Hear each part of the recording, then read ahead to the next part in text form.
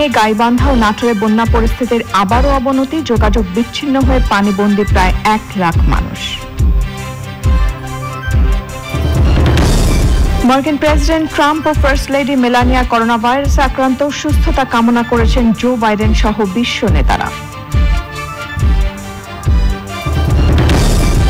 নারীর ক্ষমতায়ন নিশ্চিত করতে জাতিসংঘে প্রধানমন্ত্রীর আহ্বান, করোনা পরিস্থিতি এসডিজি অর্জনে বাধা মন্তব্য। এবং করোনাকালে চলতি অর্থ বছরের প্রথম 3 মাসে প্রবাসী আয় প্রায় 51,000 কোটি টাকা, এ খাতে প্রবৃদ্ধি 49%।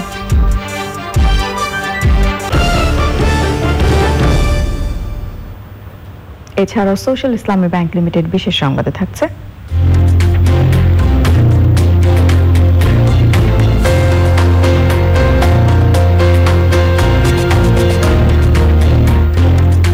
ম্যারাথনে শারীরিক দূরত্ব নিশ্চিত করতে যন্ত্র আবিষ্কারের খবর।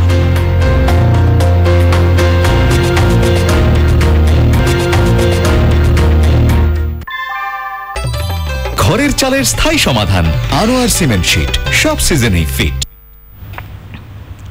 এবারে বিস্তারিত। আদালতে স্বীকারোক্তিমূলক জবানবন্দি দিচ্ছে সিলেট এমসি কলেজ ছাত্রাবাসে গণধর্ষণ মামলার 3 আসামি। 5 দিনের রিমান্ড শেষে তাদের আদালতে হাজির করা হলে এরই মধ্যে স্বীকারোক্তি দিয়েছে অর্জুন লস্কর।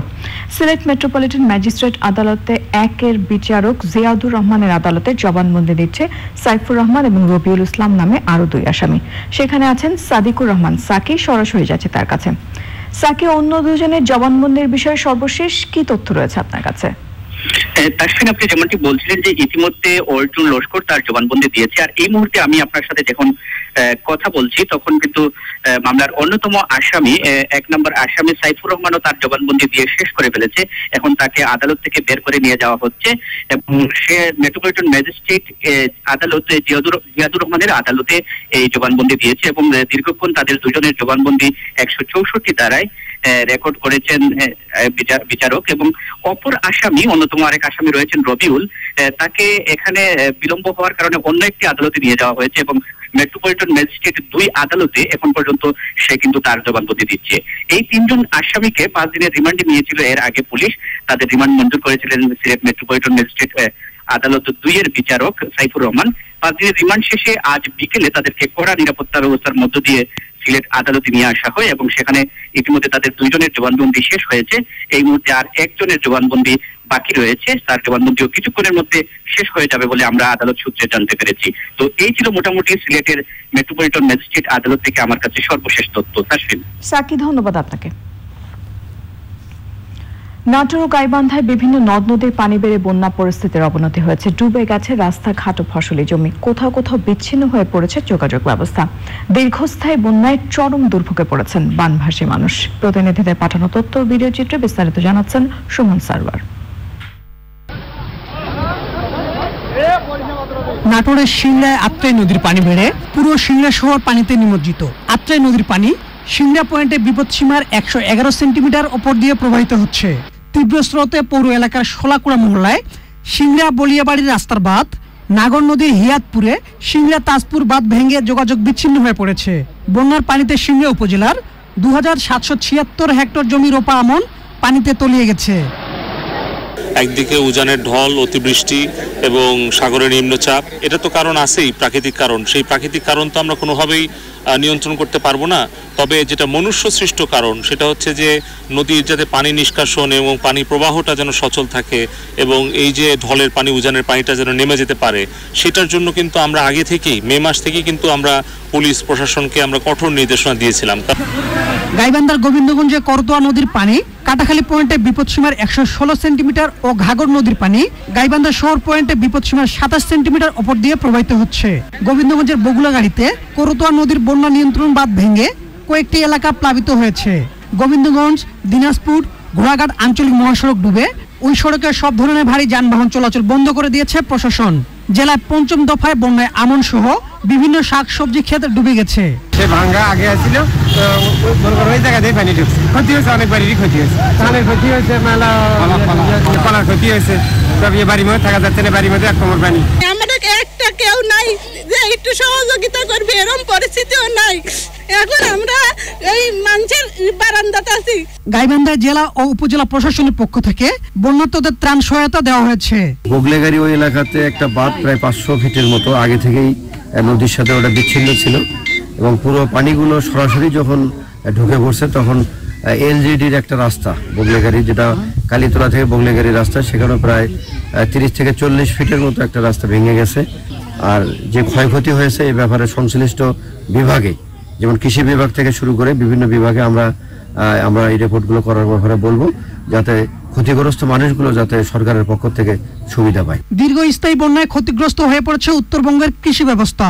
বন্যা নিয়ন্ত্রণে কার্যকর পদক্ষেপ নেওয়ার দাবি জানিয়েছে বানভাসী এলাকার মানুষ। Suman Sarwar, channel I.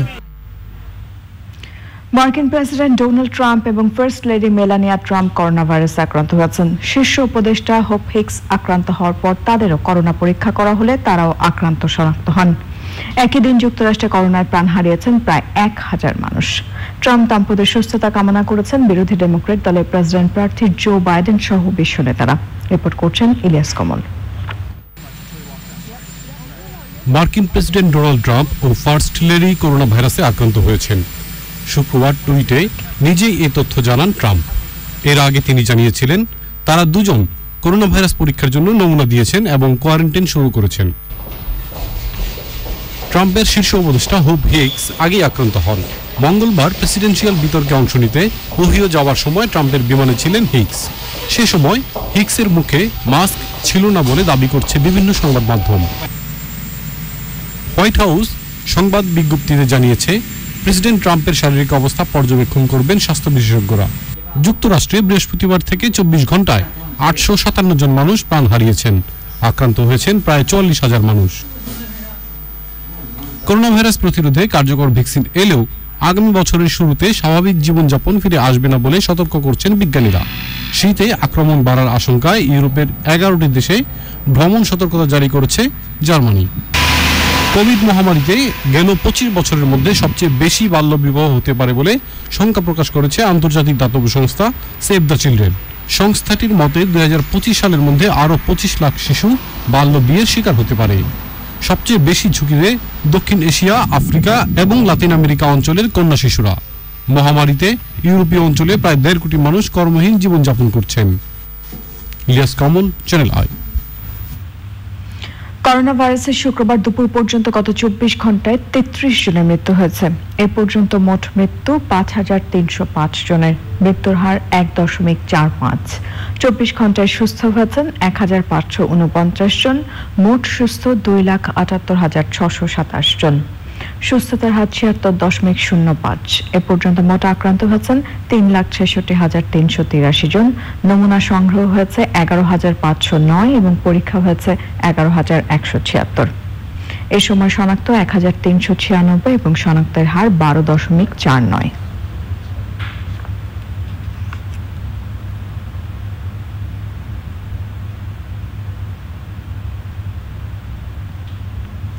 Corona মহামারীর কারণে বিশ্বজুড়ে নারীর প্রতি সহিংসতা বেড়েছে উল্লেখ করে প্রধানমন্ত্রী শেখ হাসিনা বলেছেন, এই পরিস্থিতি টেকসই উন্নয়ন লক্ষ্যমাত্রা অর্জনে বাধা সৃষ্টি করছে।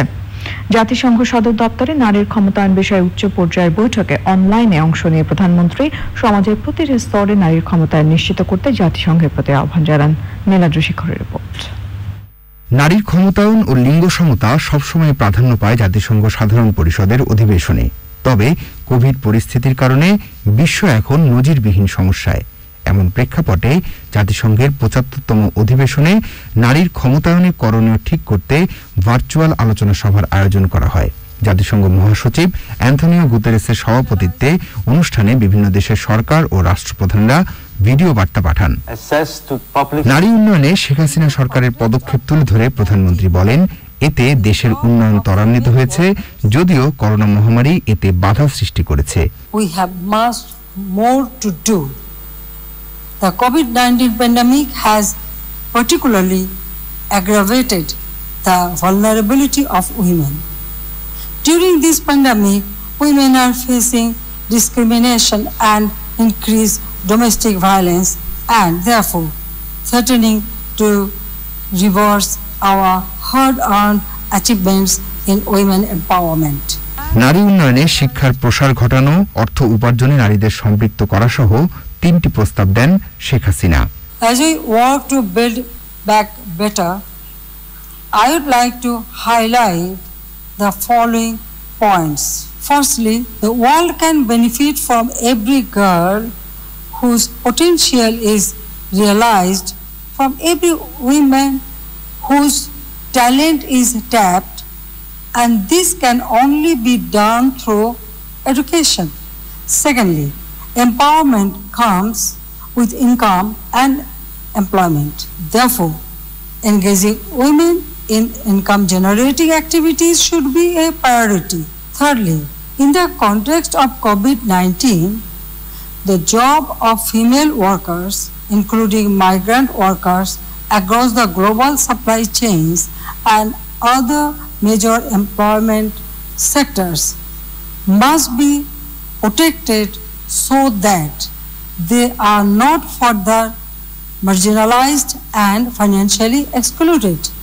জাতিসংঘ নির্ধারিত টেকসই উন্নয়ন লক্ষ্যমাত্রা বাস্তবায়নে নারীদের এগিয়ে আসারও আহ্বান জানিয়েছেন প্রধানমন্ত্রী Sheikh Hasina. Mr. President, Niladri Shekhar, channel i, Dhaka. করোনাকালে সত্যিকারের নায়ক হিসেবে অর্থনীতি বাঁচানোর দায়িত্ব কাঁধে তুলে নিয়েছেন প্রবাসীরা। অর্থ বছরের প্রথম 3 মাসেই প্রায় 51,000 কোটি টাকা পাঠিয়েছেন তারা, প্রবৃদ্ধি 49%। তবে বিশ্লেষকরা বলছেন এই ধারা বজায় রাখতে ফিরে আসা শ্রমিকদের পুনর্বাসন, ছুটিতে এসে আটকে পড়াদের কাজে ফেরার ব্যবস্থা এবং নতুন করে যাওয়ার অপেক্ষায় থাকা প্রায় 1.5 লাখ শ্রমিকের বিষয়ে সুরাহা করতে হবে। রিজভিন ওয়াজের রিপোর্ট। প্রবাসীদের পাঠানো আয় রেমিটেন্স অর্থনীতির অন্যতম জীবনী শক্তি। মহামারীর দুঃসময়েও ধুঁকতে থাকা সামষ্টিক অর্থনীতিতে প্রাণ সঞ্চার করেছেন বিশ্বজুড়ে বসবাস করা কোটিখানেক বাংলাদেশি। বৈধ পথে টাকা পাঠালে 2% নগদ প্রণোদনা। করোনাকালে প্রায় বন্ধ হয়ে যাওয়া হুন্ডিতে লেনদেন, বাংলাদেশ ব্যাংকের হস্তক্ষেপে কার্ড মার্কেট এবং ব্যাংকের ডলারের বিনিময় মূল্যের ফারাক কমে যাওয়া, সব মিলে রেমিটেন্স আশায় একের পর এক রেকর্ড। প্রত্যাশার চেয়েও প্রাপ্তি বেশি, স্বীকার করেছেন বাংলাদেশ ব্যাংকের কর্মকর্তারা। রেমিটেন্সের এই ঊর্ধ্বগতির কারণ বর্তমান সরকার একটা সাহসী সিদ্ধান্ত নিয়েছে, সেটারও 2% প্রণোদনা দেওয়ার যে বিষয়টা নিয়েছে, এনকারেজ করেছে আমাদের প্রবাসী যারা আছে তাদেরকে ব্যাংকিং চ্যানেলে এই রেমিটেন্সটা পাঠার। $5,000 পর্যন্ত অথবা 5 লক্ষ টাকা এই পর্যন্ত কোনো কাগজপত্র কোনো দেখতে হবে না, আসলেই দিয়ে দিবেন। এই কমফোর্টটা কিন্তু আগে ছিল না, তখন আগে কিন্তু তারা ভয় পেত। টাকাটা কিন্তু এখন যে ব্যাংকিং চ্যানেলে আসলে এটা কিন্তু এখন তার ব্ল্যাক মানি থাকতেছে না, এটা কিন্তু একদম হোয়াইট মানি হয়ে যাচ্ছে। হযরত শাহজালাল আন্তর্জাতিক বিমানবন্দরের প্রবাসী কল্যাণ ডেস্কের তথ্য অনুযায়ী 1 এপ্রিল থেকে 25 সেপ্টেম্বর পর্যন্ত বিভিন্ন দেশ থেকে ফিরেছেন 1,55,000 বাংলাদেশি। যারা আর ফিরে যাবেন না তাদের জন্য 700 কোটি টাকার তহবিল গঠন হলেও এসব ক্ষেত্রে সমন্বয়ের অভাবের অভিযোগ রয়েছে। ফেরত আসে তো নানা কারণে, যেটা হচ্ছে আপনার চাকরি মেয়াদ শেষ, ভিসার মেয়াদ শেষ, অসুস্থ হয়েছে বা বয়স হয়ে গেছে, বিভিন্ন কারণে ফেরত আসে। গত 6 মাস কোভিডের কারণে যে লোকগুলো আসতে পারেনি, বিমান বন্ধ ছিল, সেই আটকে পড়া লোকগুলো জমে অনেক হয়েছে, ইতিমধ্যে এসছেন অনেকেই। আবার অনেকে নর্মাল ছুটিতে এসেছিলেন, তারা ফেরত যাবেন। বিমান টিকিট ক্রাইসিস স্বাভাবিক, যেহেতু যে দেশের ডেস্টিনেশন কান্ট্রিতে আমরা যাব সেখানে তো বিমান এতদিন তো ছিলই না, এখন তো কিছু কিছু চালু হয়েছে। এবং এগুলো ওদিকে সমস্যা হচ্ছে, অনেকের আকামার মেয়াদ শেষ হয়ে যাচ্ছে, ভিসার মেয়াদ শেষ হয়ে যাচ্ছে। সমস্যা এটি স্বাভাবিকভাবেই সমস্যা, কিন্তু এখানে কারো গাফিলতি খুব আছে বলে আমার মনে হয় না। সরকার চেষ্টা করছেন। বছরের পর বছর ধরে অর্থনীতিকে বাঁচিয়ে রাখা প্রবাসীদের অবশ্য রাষ্ট্রের কাছে চাওয়া অতি সামান্য। পদে পদে হয়রানি এবং ভোগান্তি, এই দুটি বিষয়ে নীতি নির্ধারকদের আন্তরিক হস্তক্ষেপ চান তারা। 200 কোটি টাকা ওয়াইএনএস ওয়েলফেয়ার বোর্ডের এবং আরো 500 কোটি টাকা প্রধানমন্ত্রীর তহবিল থেকে ঘোষণা করা হলো। এই 700 কোটি টাকা কোথায় গেল? আমাদের এই যে 1.5 লাখ লোক ফেরত আসলো, 7 জনও কেন পেল না? আপনি সেটা যদি দেখেন তাহলে দেখবেন ঋণ তহবিল করার জন্য যে নীতিমালা করা হয়েছে সেখানে এমন এমন শর্ত জুড়ে দেওয়া হয়েছে, একজন প্রবাসী তার দোকানের লাইসেন্স দিতে হবে, ট্রেড লাইসেন্স দিতে হবে, 6 মাসের ব্যবসার আয় ব্যয়ের হিসাব দিতে হবে, মানে যেটা আসলে অবাস্তব, অসম্ভব, যার কারণে কোনো একজন প্রবাসীর ঋণ পাওয়াটা সম্ভব না। কাজেই তাহলে কি আসলে আমরা এই পুনরীকরণ যেটা বলছি, ঋণটা বলছি, আসলে কি আমরা দিতে চাই নাকি আসলে কাগজে কলমে রাখতে চাই? কৃষক এবং কৃষকের সন্তান, এদের রক্ত আর ঘামের উপর ভর করে আজকের বাংলাদেশ। 2 অঙ্কের ঘর ছোঁয়ার স্বপ্ন জিডিপির। নিয়ম কানুনের মারপ্যাচ কমিয়ে খানিকটা স্বাচ্ছন্দ্য চান তারা। আমাকে ব্যবস্থা করুন দেন, আমাকে আমরা কত কষ্ট করতেছি, টাকা কত দূরত্ব লাগে, 3-4 দিন টাকা থাকতে আমরা কোনো কিছু বলে না, সব ধোঁকাবাজি, কিছুই পাই না, কোনো কথার উত্তরই আমরা পাই না। এটা কি বাংলাদেশ? রিজভিনা ওয়াজ, চ্যানেল আই, ঢাকা।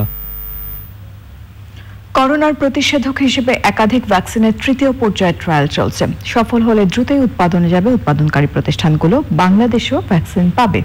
এই অবস্থায় মানসম্পন্নভাবে ভ্যাকসিন সংরক্ষণ ও পরিবহনে দেশের সক্ষমতা কাজে লাগাতে চায় সরকার। ঢাকা থেকে উপজেলা পর্যায়ে ভ্যাকসিন পৌঁছে দেওয়ার প্রস্তুতিও নিচ্ছে সরকার। জানাতুল বাকিয়া কে করে রিপোর্ট।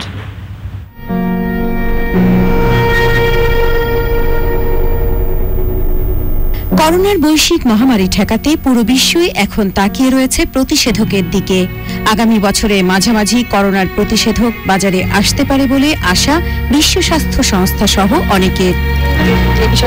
সংশ্লিষ্টরা বলছেন ওই সময়সীমা ধরেই এদেশে করোনা ভ্যাকসিন কেনার জন্য অর্থ বরাদ্দ রাখা হয়েছে। প্রস্তুতি চলছে মান বজায় রেখে সংরক্ষণ ও নিরাপদ পরিবহনেরও। আমাদের একটা ন্যাশনাল টেকনিক্যাল অ্যাডভাইজারি কমিটি আছে, এই কমিটির সাথে আমাদের সার্বক্ষণিক যোগাযোগ আছে। আমরা প্রায়শই তাদের সাথে বসছি এবং গত 2-3 দিন আগে মাননীয় মন্ত্রীর সভাপতি থেকে রাত্রে আমরা একটা জুম মিটিং করেছি সমস্ত সদস্যদের সাথে। ওই মিটিং এ একটা প্রস্তাব এরকম ছিল যে ভ্যাকসিন নিয়ে একটা জাতীয় পর্যায়ে আরেকটি কমিটি করা যায় কিনা, যে ভ্যাকসিন নিয়ে মাননীয় প্রধানমন্ত্রী সার্বক্ষণিকভাবে বিশ্ব নেতৃবৃন্দের সাথেও তিনি যোগাযোগ করছেন, রক্ষা করছেন। দক্ষ স্বাস্থ্যকর্মী এবং আনুষঙ্গিক সরঞ্জামের চাহিদা নির্ধারণ করা হচ্ছে। বিবেচনায় রাখা হচ্ছে মেডিকেল বর্জ্য অপসারণের দিকেও। সম্প্রসারিত টিকাদান কর্মসূচি ইপিআই এর সফলতাকে এসব ক্ষেত্রে সক্ষমতার ভিত্তি হিসেবে দেখছেন সংশ্লিষ্টরা। আমাদের ঢাকা থেকে শুরু করে প্রান্তিক পর্যায়ে অর্থাৎ উপজেলা লেভেলে যে ভ্যাকসিন রাখার যে সংরক্ষণাগার আছে, স্টোর, সেখানে নর্মাল যে রুটিন যে ভ্যাকসিন 10টি, তার বাইরেও পর্যাপ্ত জায়গা আছে যেখানে এই কোভিড ভ্যাকসিন যদি আসে তাহলে রাখা যাবে। বাংলাদেশের সক্ষমতা হলো 2 to 8 ডিগ্রি যেটা সেন্টিগ্রেড। এটা তো মানে বাংলাদেশ আজকে প্রায় 35-40 বছর সফলভাবে এইভাবে ভ্যাকসিন সংরক্ষণ করে আসছে, সেটা কোনো সমস্যা না। কিন্তু যেমন ওরাল পোলিও ভ্যাকসিনের কিছু আছে, যেমন বাইভ্যালেন্ট যেটা, সেটা -15 থেকে 20 ডিগ্রিতে রাখতে হয়। সে কারণে বাংলাদেশের সক্ষমতা আছে হিমাঙ্কের নিচে -15 থেকে 25 ডিগ্রি পর্যন্ত আমরা সংরক্ষণ করতে পারি, ইভেন উপজেলা লেভেলেও। ভ্যাকসিন পাবার ক্ষেত্রে অগ্রাধিকার পাবেন চিকিৎসক, নার্স, স্বাস্থ্যকর্মী, 60 প্রবীণ নাগরিক এবং ডায়াবেটিস, হৃদরোগ, কিডনি জটিলতার মতো রোগে আক্রান্তরা। এছাড়াও প্রশাসন এবং গণমাধ্যমের মাঠ পর্যায়ের কর্মীরাও গুরুত্ব পাবেন। জান্নাতুল বাকিয়া কেকা, চ্যানেল আই, ঢাকা। এবারে আই স্পোর্টস।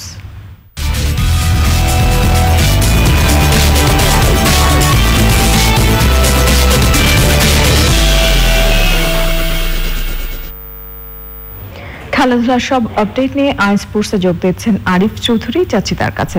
আরিফ। তাসফিন, ধন্যবাদ। বাংলাদেশের ক্রীড়াঙ্গনে এখন সবচেয়ে আলোচিত ইস্যু বাফুফে নির্বাচন। আগামীকালই সেই ভোটের লড়াই এবং আজকের আই স্পোর্টস শুরু করছি বাফুফে নির্বাচন প্রসঙ্গে। স্বাগত আপনাদের। সব প্রস্তুতি শেষ। শনিবার সকালে হোটেল সোনারগাঁওয়ে বাফুফের এজিএম, এরপর দুপুর 2টা থেকে শুরু হবে ভোট গ্রহণ। কে হচ্ছেন বাফুফের প্রেসিডেন্ট, কারা আসছেন কমিটিতে, সব উত্তর মিলবে শনিবার সন্ধ্যা 6টার পর। নির্বাচন কমিশন স্পষ্ট বলেছেন সভাপতি পদে কাজী সালাউদ্দিন এবং শফিকুল ইসলাম মানিকের সাথে ব্যালটে নাম থাকছে নির্বাচন থেকে সরে দাঁড়ানো বাদল রায়েরও। সুতরাং ঘটতে পারে অনেক কিছুই। রিপোর্টে থাকছে বাফুফের নির্বাচন আপডেট। বাংলাদেশ ফুটবল ফেডারেশন বাফুফের কার্যনির্বাহী কমিটির নির্বাচন। ভোটের মাঠে সভাপতি পদে 2 সাবেক ফুটবলার। কাজী মোহাম্মদ সালাউদ্দিন আছেন 12 বছরের অভিজ্ঞতা নিয়ে। এ নিয়ে 4র্থবার নির্বাচন করছেন তিনি। আর তার প্রতিদ্বন্দ্বী শফিকুল ইসলাম মানিক এবারই প্রথম বাফুফের প্রেসিডেন্ট হতে লড়ছেন নির্বাচনে।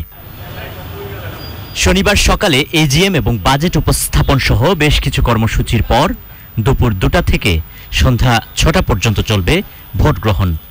সর্বমোট 139 জন ভোটার তাদের ভোটাধিকার প্রয়োগ করবেন।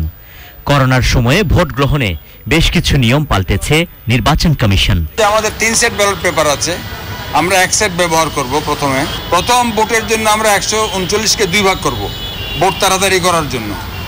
একদিকে 70টা আর একদিকে 69টা, দুই দিক থেকে 2 টেবিল থেকে ব্যালট পেপার দেওয়া হবে, 8টা বুথে ভোট দেবে যাতে ভোটটা তাড়াতাড়ি হয়ে যায়। কারণ এটা কোভিড সময়, দীর্ঘ সময় ধরে আমাদের ডেলিগেটদের, সম্মানিত ডেলিগেটদের হলে আটকে রাখার আমাদের কোনো উদ্দেশ্য নেই।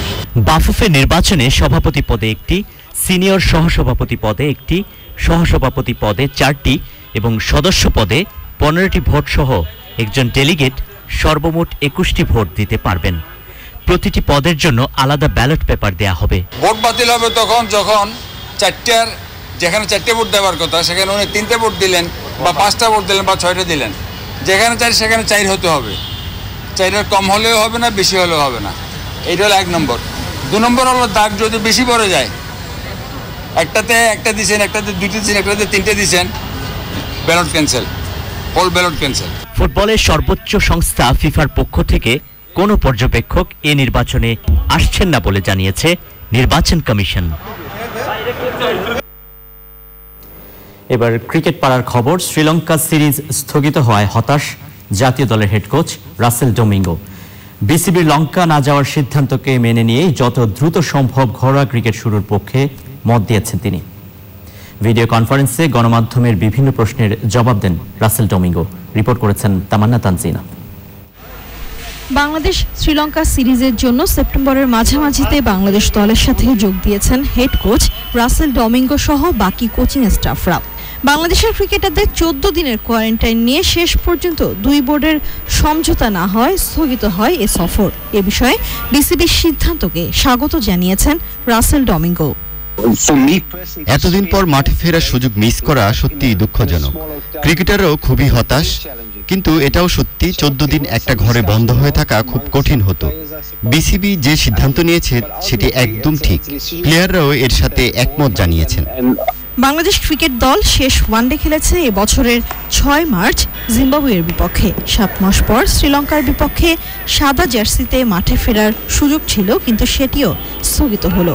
পরবর্তী আন্তর্জাতিক ম্যাচ আরও 5 মাস পর। এই সময়টাতে দলের পরিকল্পনা ও করণীয় নিয়ে ভিডিও কনফারেন্সে কথা বলেছেন হেড কোচ। এই মুহূর্তে সবচেয়ে জরুরি ক্রিকেটারদের মাঠে ফেরা, যে কোনোভাবে প্রতিযোগিতামূলক ম্যাচ খেলা। তাদের একদিকে যেমন ফিটনেস নিয়ে কাজ করতে হবে, তেমনি বেশি বেশি প্র্যাকটিস করে আগের অবস্থানে ফিরতে হবে। আশা করছি 2-3 সপ্তাহের মধ্যে ঘরোয়া লিগ শুরু হয়ে যাবে, তখন প্লেয়ারদের কন্ডিশন বোঝা যাবে। তবে আন্তর্জাতিক ম্যাচ খেলার আগে ঘরোয়া টুর্নামেন্টে প্রস্তুতি নেওয়ার বিকল্প নেই। আগামী 2 বছর পরপর 2টি টি20 বিশ্বকাপ, এরপর 2023 বিশ্বকাপ। টাইগারদের সাউথ আফ্রিকান কোচ জানান তরুণদের জন্য সুযোগ বেশি। টি20 বিশ্বকাপটা বেশ চ্যালেঞ্জিং হবে, কারণ এর আগে দলকে অন্তত 20 থেকে 30টা আন্তর্জাতিক ম্যাচ খেলতে হবে, কিন্তু এখন সে সুযোগ নেই। তাই প্রস্তুতিটা প্রত্যেককে ব্যক্তিগতভাবেই নিতে হবে। আর 20 থেকে 25 বছরের তরুণদের উচিত শুধু টি20 না, এখন থেকেই বিশ্বকাপের জন্য নিজেকে তৈরি করা। কোচ বলছেন বিরতির পর সব ঢেলে সাজাতে সময় প্রয়োজন। ক্রিকেটারদের বর্তমান কন্ডিশন নিয়ে সন্তোষ প্রকাশ করেছেন head coach. Tamanna Tanzina, Channel i, Dhaka. এদিকে 199 দিন পর মিরপুরের হোম অফ ক্রিকেটে ম্যাচ শুরু হয়েছে। বাংলাদেশ জাতীয় দলের ক্যাম্পে থাকা ক্রিকেটাররা বিভক্ত হয়ে 2 দিনের প্রস্তুতি ম্যাচ খেলেছেন। জাতীয় দলের বোলিং ও ফিল্ডিং কোচের নামে হয়েছে 2টি একাদশ। শুক্রবার প্রথম দিন রায়ান কুক একাদশের বিপক্ষে ব্যাট করে 230 রানে অল আউট হয়েছে Ottis Gibson 11। Opener Saif Hasan সর্বোচ্চ 64 রান করেছেন। 50 করে আউট হয়েছেন সৌম্য সরকার। এছাড়াও মুমিনুল 42 এবং মাহমুদুল্লাহ রিয়াদের ব্যাট থেকে 34।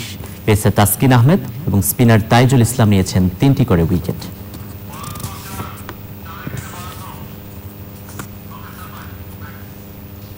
এবার আইপিএল প্রসঙ্গ। দুবাইয়ে চলছে ডেভিড ওয়ার্নার এবং এমএস ধোনির লড়াই। Chennai Super Kings versus Sunrisers হায়দ্রাবাদের ম্যাচ। আগে ব্যাট করে হায়দ্রাবাদের দেওয়া 165 রানের টার্গেটে এখন ব্যাট করছে চেন্নাই সুপার কিংস।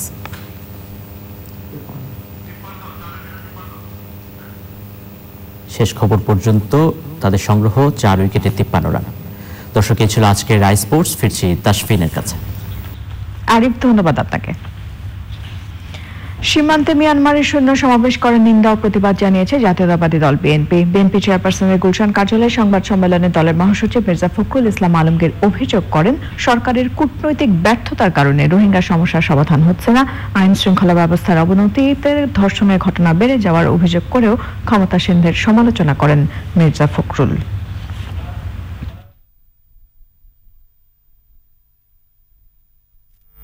বর্তমান সরকারের মূল লক্ষ্যটাই হচ্ছে যে ক্ষমতায় টিকে থাকা, যেন তেন প্রকারেণ আপনার যেভাবে তাতে দেশের স্বাধীনতা সার্বভৌমত্ব চলে যাক, তাতে কোনো অসুবিধা নেই।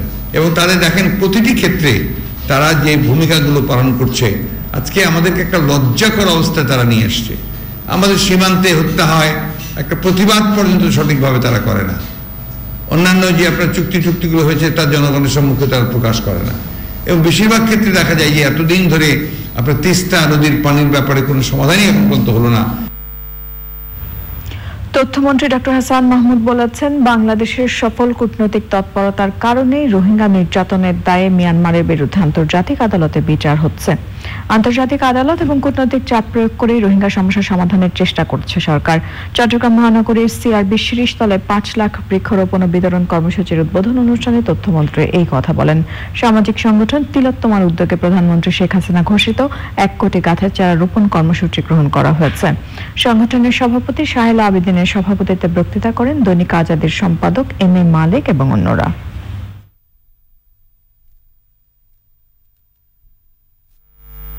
মির্জা ফখরুল ইসলাম আলমগীর সাহেবকে বলবো, 1991 সালের পর তারা 10 বছর ক্ষমতায় ছিলেন 2 দফা। তাদের সময় যে রোহিঙ্গারা এসেছিল তাদেরকে তারা ফেরত পাঠাতে পারেন নাই। মাননীয় প্রধানমন্ত্রী মানবিক দিক বিবেচনা করে রোহিঙ্গাদের জন্য সীমান্ত খুলে দিয়েছিল। এতে সমগ্র পৃথিবী মাননীয় প্রধানমন্ত্রী বঙ্গবন্ধু কন্যার প্রশংসা করেছে এবং মাননীয় প্রধানমন্ত্রীকে আন্তর্জাতিক বিভিন্ন পত্রপত্রিকা গণমাধ্যম তাকে মাদার অফ হিউম্যানিটি হিসাবে আখ্যায়িত করেছে। যেখানে সমগ্র পৃথিবী প্রশংসা করছে, সেখানে বিএনপি প্রশংসা করতে পারে নাই। সংবাদে নিচ্ছে অশোক লীলা নিফাত অটোস বিরতি। আর বিরতির পর যা থাকছে, আপনারা দেখছেন চ্যানেল আই সংবাদ। তরু পল্লব দ্বিজেন শর্মা নিসর্গ পুরস্কার 2020 প্রদান করা হয়েছে। এবছর পুরস্কার পেয়েছেন রংপুর বেগম রোকেয়া বিশ্ববিদ্যালয়ের সহযোগী অধ্যাপক ডক্টর তুহিন ওয়াদুদ। প্রতি বছর 15 সেপ্টেম্বর উদ্ভিদবিদ দ্বিজেন শর্মা মৃত্যুবার্ষিকীতে এই পুরস্কার দেওয়া হয়। উপস্থিত ছিলেন তরু পল্লবের সভাপতি বিশিষ্ট কথা সাহিত্যিক সেলিনা হোসেন, সহ সভাপতি শাহজাহান মৃধা রেনু, অন্যরা।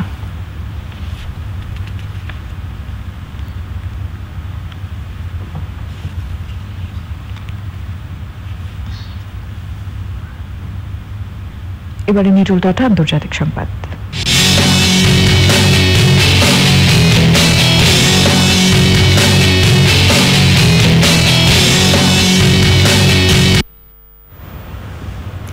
জ্বালানি সম্পদ ও সমুদ্র সীমা নিয়ে গ্রিসের সঙ্গে বিরোধের জেরে তুরস্কের বিরুদ্ধে নিষেধাজ্ঞা আরোপের হুমকি দিয়েছে ইউরোপীয় ইউনিয়ন। ব্রাসেলসে ইউ নেতাদের সঙ্গে বৈঠকে আঙ্কারাকে পূর্ব ভূমধ্য সাগরে একতরফা পদক্ষেপ গ্রহণ থেকে বিরত থাকারও আহ্বান জানিয়েছেন ইউরোপীয় কমিশনের প্রেসিডেন্ট।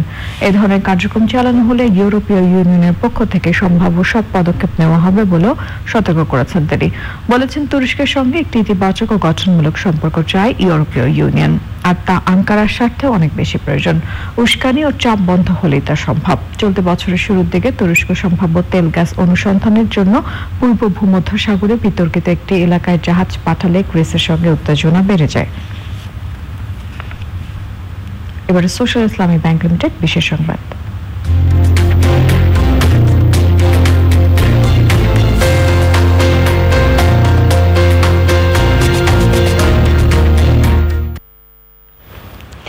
যুক্তরাজ্যে করোনা মহামারীর কারণে বন্ধ হওয়া ম্যারাথন রোববার অনুষ্ঠিত হচ্ছে। ম্যারাথনে অংশগ্রহণকারীদের করোনা ভাইরাস প্রতিরোধে বিশেষ যন্ত্রের ব্যবস্থা করেছে আয়োজকরা।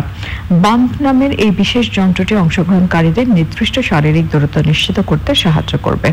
দুজন অংশগ্রহণকারী যখন কাছাকাছি অবস্থানে চলে আসবে, বিশেষ এই যন্ত্রটি এক ধরনের সংকেত প্রদান করবে, যার ফলে সামাজিক দূরত্ব ঠিক রাখতে দুজনকেই সাহায্য করবে। যুক্তরাজ্যের রোবোটিক প্রস্তুতকারক প্রতিষ্ঠান থার্সাস এই বিশেষ যন্ত্রটি আবিষ্কার করেছে।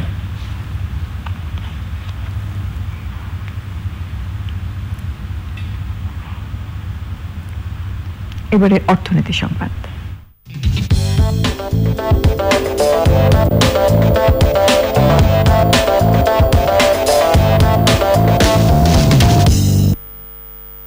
করোনা ভাইরাসের কারণে অর্থনৈতিক মন্দায় 19,000 কর্মীকে সাময়িক ছুটিতে পাঠানোর প্রক্রিয়া শুরু করেছে আমেরিকান এয়ারলাইন্স। মার্কিন কংগ্রেস থেকে কয়েক কোটি ডলারের সহায়তা পাওয়ায় সেপ্টেম্বর পর্যন্ত কর্মী ছাঁটাই না করার প্রতিশ্রুতি দিয়েছিল প্রতিষ্ঠানটি। আমেরিকান এয়ারলাইন্সের প্রধান নির্বাহী কর্মকর্তা ডাগ বার্কার এক চিঠিতে জানান, সরকারের সাথে রিলিফ প্যাকেজ বিষয়ের চুক্তিতে পৌঁছতে ব্যর্থ হওয়ায় 19,000 সহকর্মীকে সাময়িক ছুটিতে পাঠানোর প্রক্রিয়া শুরু করেছেন তারা। কোনোভাবে আইন প্রণেতার সহায়তার বিষয়ে নতুন করে চুক্তি সম্পাদনে সমর্থ হলে ছুটিতে পাঠানোর প্রক্রিয়া বন্ধ হতে পারে। এবারে পূবালী ব্যাংক লিমিটেড কৃষি সংবাদ।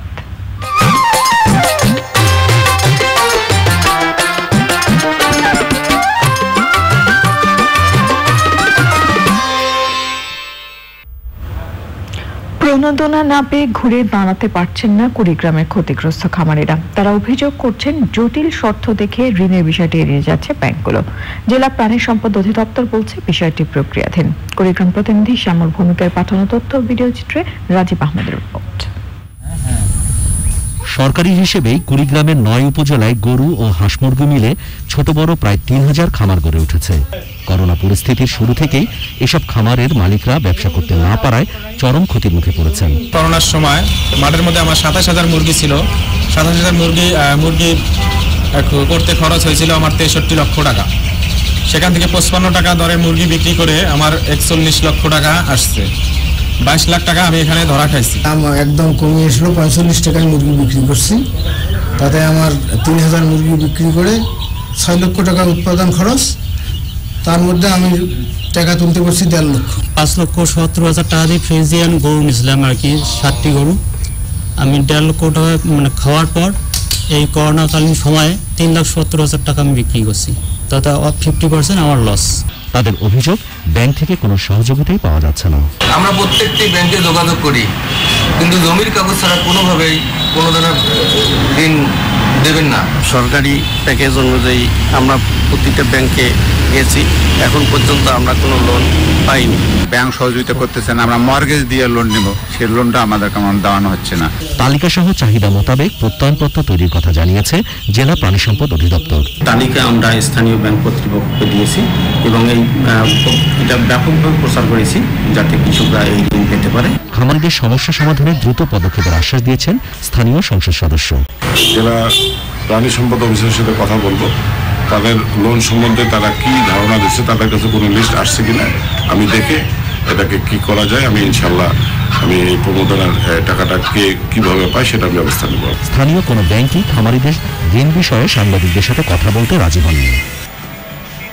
Rajib Ahmed, Channel i. এখন দেখবেন প্রকৃতি সংবাদ।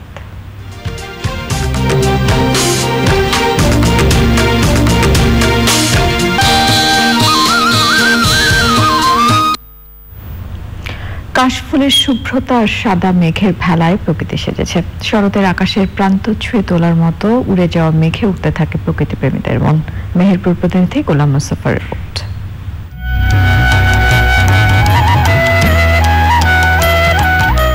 শরৎ মানে স্নিগ্ধ ভোরের শিশিরে ভেজা ফসলের ক্ষেত, আকাশে সাদা মেঘের ভেলা, নদী তীরে কাশফুল, শিউলি ফুলের শুভ্রতা। মেহেরপুরে শরৎ এসেছে এমনই রূপে। বর্ষার বৃষ্টিতে সজীবতার ছোঁয়া পেয়ে প্রকৃতিতে নতুন যৌবন। খালেবিলে জলজ উদ্ভিদ আর কাশফুলের অপার সৌন্দর্যের সঙ্গে বাঙালি হৃদয়ের উৎসবের আমেজ। আজ ধানের খেতে রৌদ্র ছায়ায় লুকোচুরি খেলা রে ভাই, লুকোচুরি খেলা। শীতের আগে আগে শরৎকাল তো, না শীত না গরম, আবহাওয়াটাও খুব সুন্দর। সব মিলে শরৎকালটা যেন একটা মহিমান্বিত ঋতু। কাশফুল, শিলুঝাড়ার সকাল, তেজতুলোর মতো উড়ে যাওয়া আকাশ, সবকিছু মিলে এক অপরূপ সৌন্দর্যের সৃষ্টি করে। তবে নগরায়নের চাপে শরৎকাল তার সৌন্দর্যের উৎসগুলি হারাতে বসেছে। বহু বছর পর আমরা প্রকৃতিকে এই প্যান্ডামিকের পর দেখছি তার নিজস্ব অবয়বে ফিরে এসছে। যেমন সম্প্রতি যে বর্ষা, সে বর্ষায় আমরা লক্ষ্য করলাম যে প্রতিদিনই কম বেশি বৃষ্টি হচ্ছিল। কোমল এবং স্নিগ্ধ ঋতু, এই ঋতুর বর্ণনা রবীন্দ্রনাথের কবিতায় গানে বারবার প্রতিফলিত হয়েছে। আমন ধানের চারা সবুজ থেকে সবুজতর হয়ে ওঠে এবং কৃষক এই চারা দেখে আগামী দিনের স্বপ্ন দেখে। প্রকৃতির প্রতি ভালোবাসা ও পরিকল্পিত নগরায়নই শরতের সৌন্দর্য ধরে রাখতে ভূমিকা রাখতে পারে। মেহেরপুর থেকে কোলা মোস্তফা, চ্যানেল আই। এবারে এক্সিম ব্যাংক বাণিজ্য সংবাদ।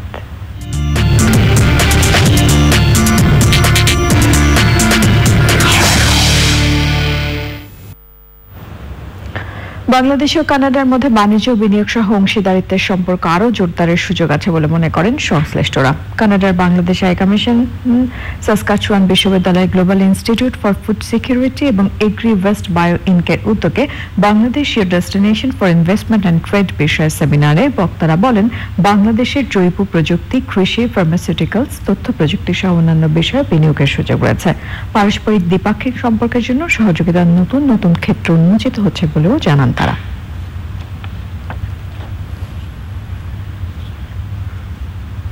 সংবাদে আবারও নিয়ে নিচ্ছে অশোক লীলান ইফাত অটোস বিরতি। আর বিরতির পর যা থাকছে, ভিসা জটিলতায় টোকেন পেও আশঙ্কায় বহু